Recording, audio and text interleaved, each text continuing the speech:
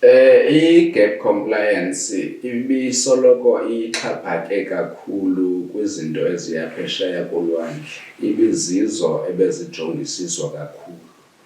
Ngoku ke uqala apha ko-2016 iye yakhona into ethi ezalapha izinto ezityiwa ngaphakathi azijongisiswa ubuseyifu bazo ebantwini.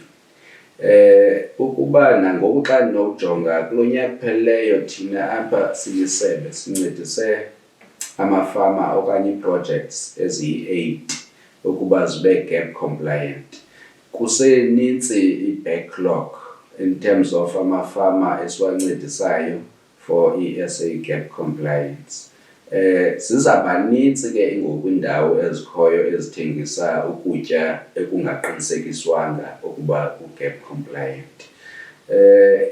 Ayikho into endinokuxelela ngayo onoyibona erenkini okanye evenkileni, kodwa ke ekuhambeni kwexesha xa amafama amanintsi sele enaso certificate se-G.A.P compliance, izawuba yenye yezinto ezibangela uba umfama angakwazi ukuthengisa ukutya kwakhe nakweyiphi na imarike xa engenayo into ethi ukutya kwakhe kuseyifu for ukuba kungatyiwa ngumntu.